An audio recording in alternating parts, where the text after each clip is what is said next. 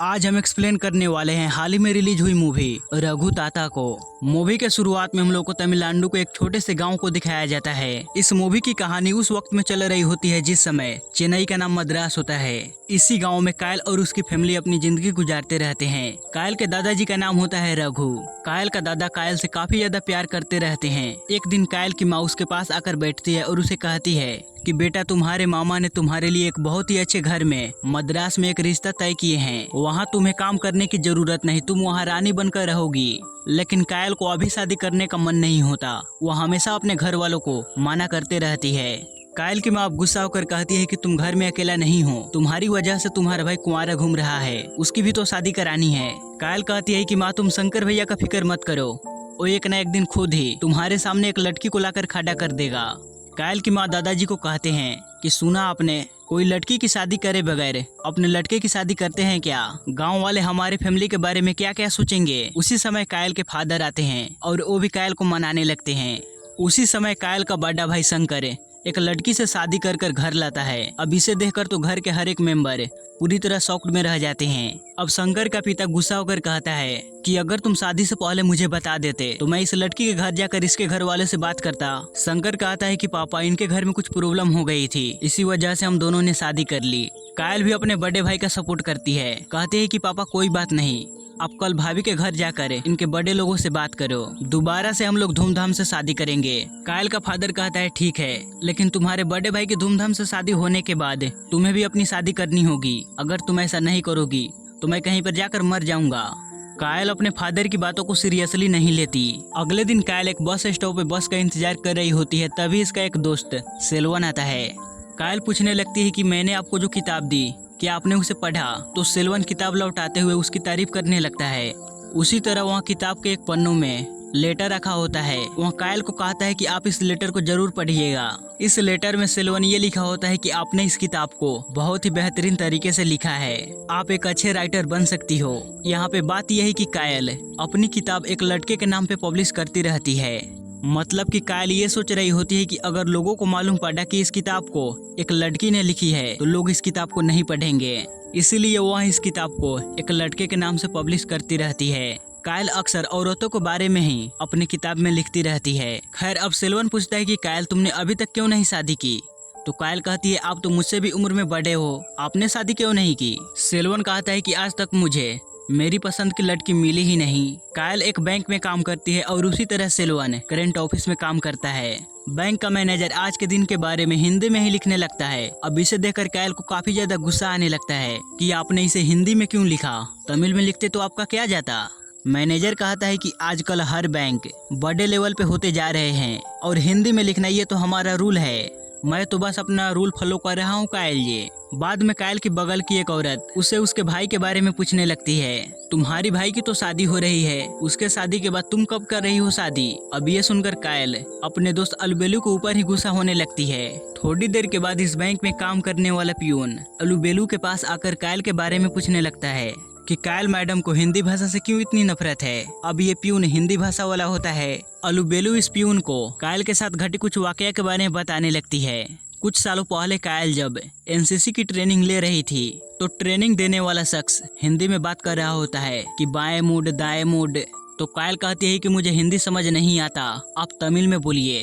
उस शख्स कहता है कि यहाँ तो सिर्फ हिंदी ही चलती है। तो कायल कहती है कि आपकी ये नौकरी अपने पास ही रखिए, मैं तो यहाँ से निकली। अब कुछ सालों के बाद रंगानादन नाम का एक शख्स आकर इस गांव में हिंदी सिखाने लगता है, लेकिन कायल, उसके दादा और सभी गांव वाले मिलकर ये आंदोलन करने लगते हैं कि हमें हिंदी नहीं सीखनी है। इस तरह से सभी गांव वाले सब मिलकर रंगा को यहाँ से भगा देते हैं। अब प्रेजेंट टाइम पे सेल्वन की माँ सेल्वन को कहती है कि बेटा, मैंने तुम्हारे लिए ग्रेजुएशन वाली लड़की काफी ढूंढी मगर मुझे मिली ही नहीं। सेल्वन कहता है कि माँ, अगर मैं शादी करूंगा तो ग्रेजुएशन वाली लड़की से ही करूंगा, अगर तुम्हें नहीं ढूंढना आता तो मैं खुद ही ढूंढ लूंगा। इधर कायल का दादाजी का पेट दर्द होता है तो एक नॉर्मल डॉक्टर के पास जाते हैं इलाज के लिए। और डॉक्टर कायल का दादा का चेकअप करते हुए कुछ टेस्ट के बारे में कहता है कि मैं मद्रास जाकर वापस आऊंगा तो आपको टेस्ट का रिजल्ट बताऊंगा। दूसरे दिन कायल का मैनेजर कायल को बुलाकर कहते हैं, प्रमोशन लिस्ट आ गया है, अगर तुम भी प्रमोशन चाहती हो तो तुम्हें बस एक छोटा सा काम करना होगा, जो हिंदी में एग्जाम को देकर पास करेगा उसी का प्रमोशन होगा। और पोस्टिंग है कलकत्ता। लेकिन कायल को हिंदी में एग्जाम लिखना बिल्कुल भी पसंद नहीं। वो कहती है कि मुझे प्रमोशन वगैरह कुछ नहीं चाहिए, मैं इसी पोस्ट पे रहूंगी यहीं। अब सीन छोटी सी फ्लैशबैक में जाती है जब कायल रंगनाथन को अपने गांव से भगा दिया था। उस समय सारे गांव वाले सब मिलकर कायल को काफी ज्यादा सम्मानित करने लगते हैं कि जैसे कि मानो ये हिंदी भाषा से अपने गांव वालों की आजादी दिलवा दी। अब स्पीच देते हुए कायल कहती है कि न जाने इस धरती पे कितने ने हिंदी भाषा को न आने के लिए अपनी कुर्बानी दे दी। हम भी उनकी तरह लड़ेंगे, आंदोलन करेंगे कि हमें हिंदी नहीं चाहिए। इनका तो बस एक ही नारा है, हिंदी नहीं चलबे। अब गांव वाले भी ये नारा लगाने लगते हैं। दूसरी तरफ रंगनाथन अपने हायर ऑफिसर को लेटर पे लेटर लिख रहा होता है कि रंगा की पोस्टिंग दोबारा से वहीं कर दिया जाए ताकि मैं फिर से जाकर वहां हिंदी सिखाऊं। लेकिन इसे ऊपर से कोई ऑर्डर नहीं मिल रहे होते। एक दिन कायल और सिल्वन दोनों एक होटल में मिलकर बातचीत कर रहे होते हैं। वहाँ कायल से पूछता है कि आजकल आप किस मुद्दे पे किताब लिख रहे हो। वहाँ कहती है फिलहाल तो मुझे कोई आइडिया नहीं है। तो सिल्वन इसे कुछ आइडिया देने लगता है कि आजकल कम उम्र की लड़कियों की शादी हो रही है ना, आप इसके ऊपर किताब लिखिए। तो कायल अब इस आइडिया को अप्लाई करती है। कायल जब अपने घर आती है तो कायल के घर वाले सब लड़के वालों को घर पे बुलाकर बैठाए होते हैं कायल की शादी के लिए। अब कायल इसे देखकर काफी ज्यादा गुस्सा होती है। वहाँ लड़के वालों को उल्टा सीधा बोलकर यहाँ से भगा देती है। कायल का पिता अब कायल के ऊपर चिल्लाने लगते हैं कि ऐसे में तुम्हारी शादी कभी नहीं होगी, अगर तुम ऐसा ही करती रही तो मैं एक दिन मर जाऊंगा। अब कायल भी गुस्से में कहती है कि आप हमेशा बोलते हो मर जाऊंगा, मगर आप कभी मरते ही नहीं। बाद में कायल का दादा उस डॉक्टर के पास जाते हैं अपने रिपोर्ट के लिए। रिपोर्ट को देखकर डॉक्टर बताता है कि दादा आपके पेट में कैंसर है, इसका इलाज मद्रास में ही हो सकता है। लेकिन कायल का पिता ट्रीटमेंट करवाने से मना करने लगता है और उदास दुखी होकर वहीं बैठ जाता है। वह इस बारे में किसी को नहीं बताते। अब 2-3-4 दिन गुजरने के बाद घर के सारे मेंबर दादाजी के पास आकर इनसे पूछने लगते हैं कि दादाजी क्या हुआ आपको।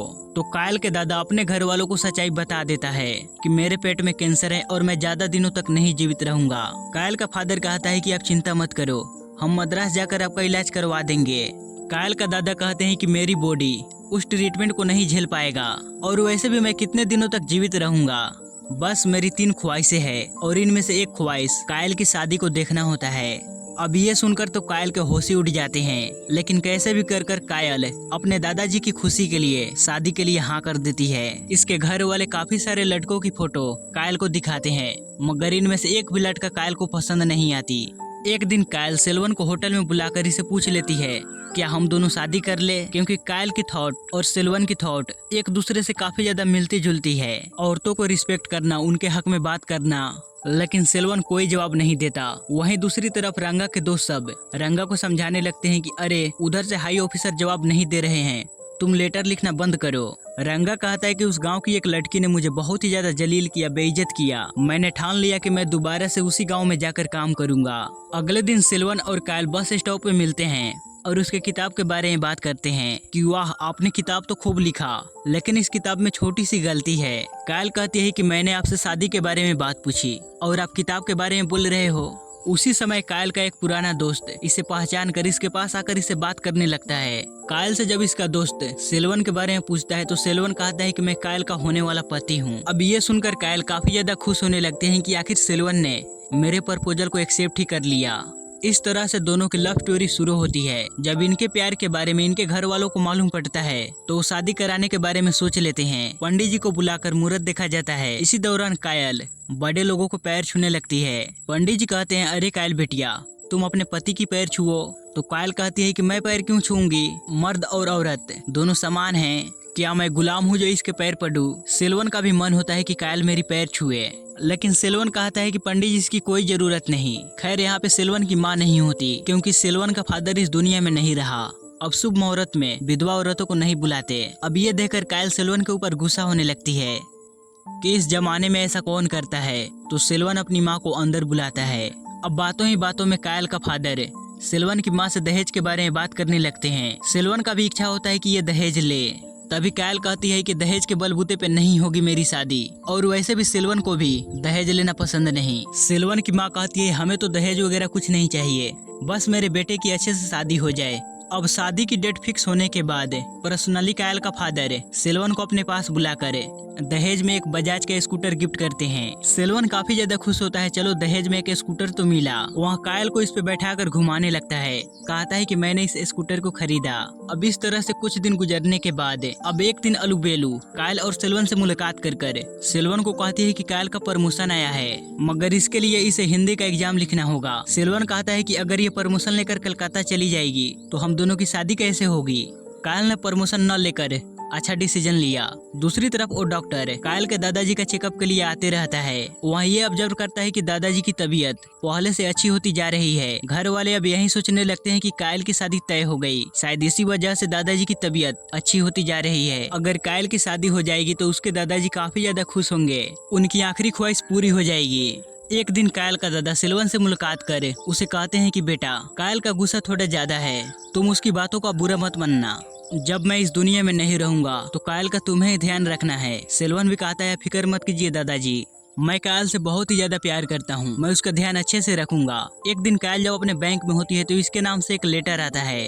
अब इस लेटर को पढ़ने के बाद कायल के तो होश ही उड़ जाते हैं। बगल में बैठी अलबेलू कायल से पूछने लगती है कि आखिर उस लेटर में क्या है। वो कहती है कि तुम जानती हो ना, मैं किताबें लिखती हूँ, वो भी अपने नाम को छुपाकर किसी लड़के के नाम से। अब ये बात पब्लिशर्स को भी मालूम है, लेकिन कोई ये लेटर मुझे देकर धमकी दे रहा है कि किताबें लिखने वाला कोई लड़का नहीं लड़की है। अलूबेलू कहने लगती है कि ये कोई जान पहचान वाले नहीं किया है, स्पेशली जो तुम्हें अच्छे से जानता हो।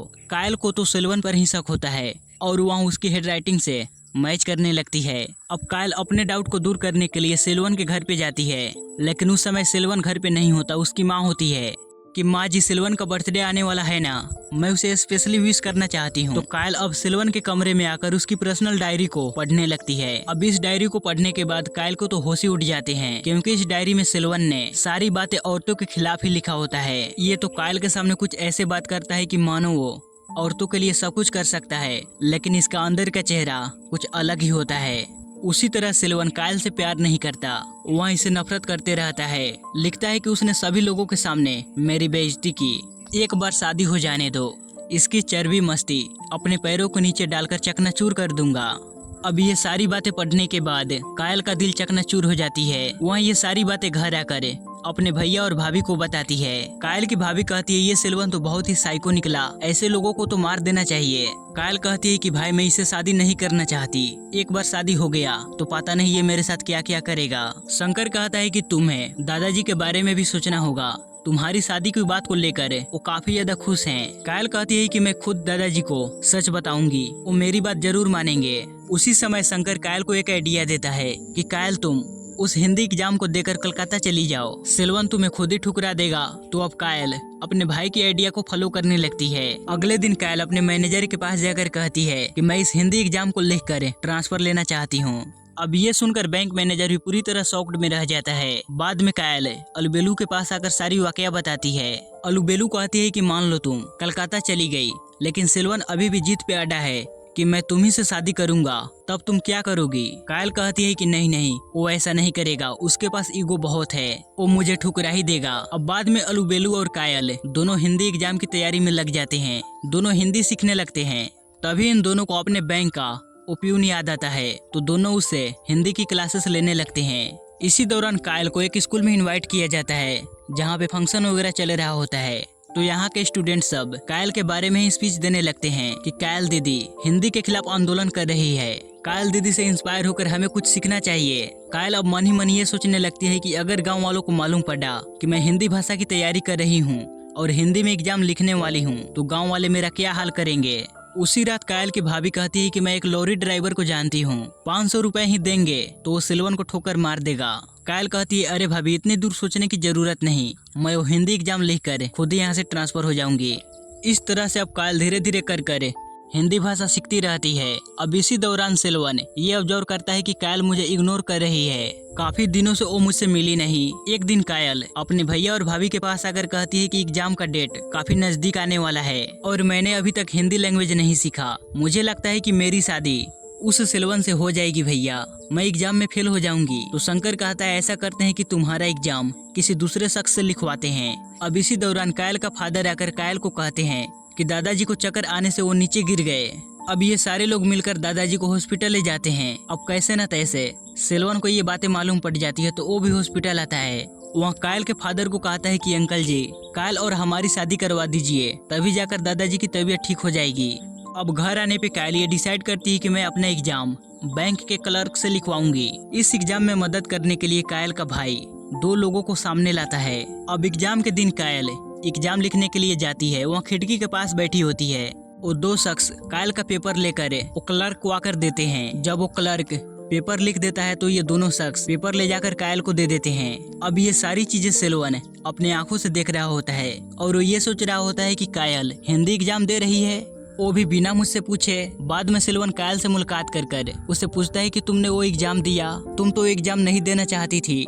अगर तुम प्रमोशन लेकर कलकत्ता चली जाओगी तो हमारी शादी का क्या, तुम्हारे दादाजी का तबीयत का क्या। कायल कहती है कि मुझे हर हाल में प्रमोशन चाहिए और मैं अपने हिंदी आंदोलन के बारे में अपने गांव वालों से बात कर लूंगी। और इस तरह से वहाँ उल्टा सिल्वन से झगड़ा करने लगती है। सिल्वन वापस अपने घर आकर डायरी लिख रहा होता है तो सिल्वन की माँ उस दिन की बात सिल्वन को आकर बताती है कि वो लड़की कायल एक दिन हमारे घर आई थी, वो तुम्हें कुछ गिफ्ट देना चाहती थी, तुम्हारे कमरे में गई। अब ये सुनकर सिल्वन पूरी तरह शॉक्ड रह जाता है। वहाँ अपनी माँ को ही धक्का देते हुए कहता है कि अरे माँ, तुमने ये बातें मुझे पहले क्यों नहीं बताई। लगता है कि उसने मेरी डायरी पढ़ ली। दूसरी तरफ रंगा को खुशखबरी मिलता है कि ये दोबारा से कायल के गांव जाकर काम करे, लेकिन अपॉइंटमेंट लेटर में एक कंडीशन होती है कि रंगा को पहले उस गांव के बड़े लोगों से परमिशन लेनी होगी हिंदी सिखाने के लिए।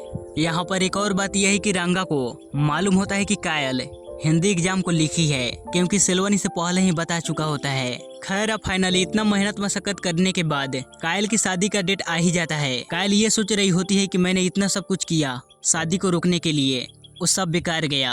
अब जब सारी तैयारियां हो जाती है तो दूल्हा नजर ही नहीं आता। बात यह है कि कायल के भैया भाभी उन दोनों शख्स की मदद से सिल्वन को किडनैप कर चुके होते हैं। इसके हाथ पैर बांधकर एक कमरे में लॉक कर देते हैं और सिल्वन को लॉक करने में सिल्वन की माँ खुद इनकी मदद की होती है। लेकिन किसी भी तरह कर थोड़ी देर के बाद सिल्वन शादी के मंडप में पहुंच जाता है। लेकिन शादी के दौरान रंगा कायल के दादाजी के पास आकर कायल की सच्चाई बताने लगता है कि क्या कायल ने आपको नहीं बताया कि कायल हिंदी एग्जाम को लिखी।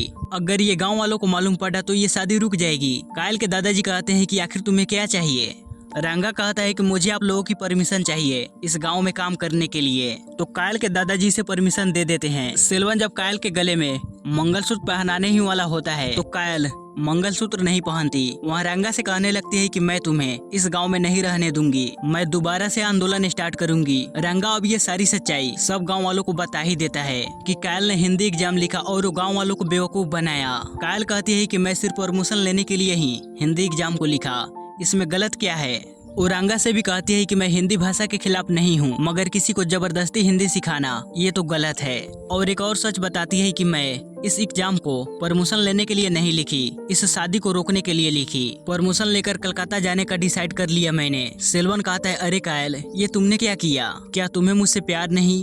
कायल कहती है कि मैं तुम्हारी सारी सच्चाई जान चुकी हूँ। कायल का दादा कहते हैं कि नहीं बेटा, ऐसा नहीं कहते, तुम्हारी शादी होने के बाद ही मैं खुश रहूंगा। कायल अपने दादा को कहती है कि क्या दादाजी आप भी मेरे ऊपर जबरदस्ती करने लगे। कायल का दादा कहता है कि मुझे माफ कर दो बेटा, मैं थोड़ी देर के लिए स्वार्थी हो गया था। उसी समय वो डॉक्टर कहता है कि कायल के दादा को कोई कैंसर वगैरह कुछ नहीं है, हॉस्पिटल में रिपोर्ट चेंज हो गया था। अब ये सब कुछ होने के बाद कायल एक बस स्टॉप पे बैठी होती है तो कायल के पास एक शख्स आता है।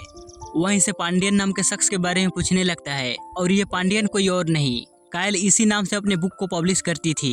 ये शख्स कायल की किताबों को काफी तारीफ करने लगता है तो कायल कहती है कि वो सारी किताबें मैंने ही लिखा और वो कोई लड़का नहीं लड़की है।